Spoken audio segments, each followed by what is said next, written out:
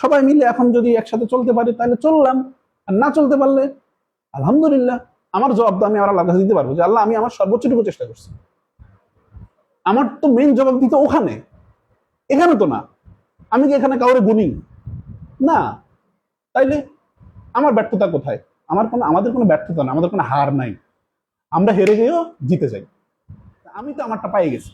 আমি তো দুনিয়াতে যে আমার ক্ষমতা দিতে হবে আমার একদম বিশাল কিছু না।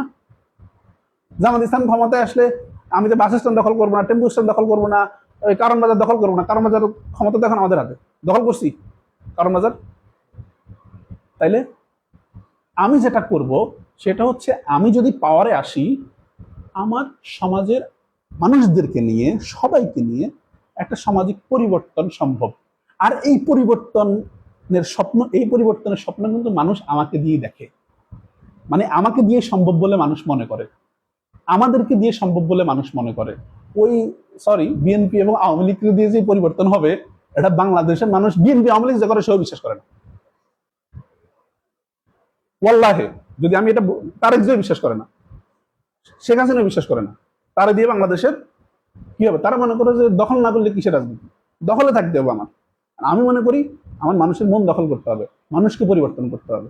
আর তারা মনে করে যে আমার এটা লাগবে, ওইটা লাগবে, সেটা লাগবে। আমি মনে করি যে আমার ইনস্টিটিউট করতে হবে, আমার মানুষের জন্য নতুন নতুন ইনস্টিটিউট করতে হবে। সেখানে আমি মানুষের কর্মসংস্থান করব, সেখানে মানুষকে আমি চেঞ্জ করব, সেখানে সিস্টেম, সেখানে স্ট্র্যাটেজি সবকিছু হচ্ছে একটা এমন ভাবে পরিচালিত হবে আমার প্রতিষ্ঠানগুলো যেখানে মানুষের আমূল পরিবর্তন হবে।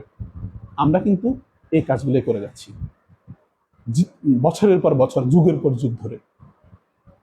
আমাদের বিজয় ক্ষণস্থায়ী না, দীর্ঘস্থায়ী বিজয়।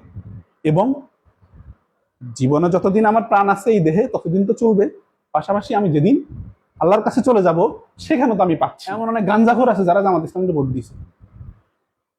এমন অনেক মহিলা আছে যে মহিলাগুলার তুমি দেখলে মনে করবা যে এরা তো আস্তাগফিরুল্লাহ বলবা, কিন্তু তারা জামাত ইসলামকে ভোট দিয়েছে কারণ তারা মনে করছে যে এই লোকগুলার মাধ্যমে সমাজে একমাত্র আমার নিরাপত্তা নিশ্চিত হবে। জামাত ইসলাম কিন্তু কাজ করে ব্যক্তি পরিবর্তনের মাধ্যমে সমাজ পরিবর্তন, তাই না? জামাতের আন্দোলনটা আসলে কি? জামাতের আন্দোলনই হচ্ছে ব্যক্তির পরিবর্তনের মাধ্যমে সমাজ পরিবর্তন করব। ভাঙচুর সমাজ পরিবর্তন করে, চেহারা পরিবর্তন করে ব্যক্তি পরিবর্তন করবো, বিষয়টা কিন্তু এরকম না। আমি রাইট? তোমরা তো এটাই মনে করো। আচ্ছা।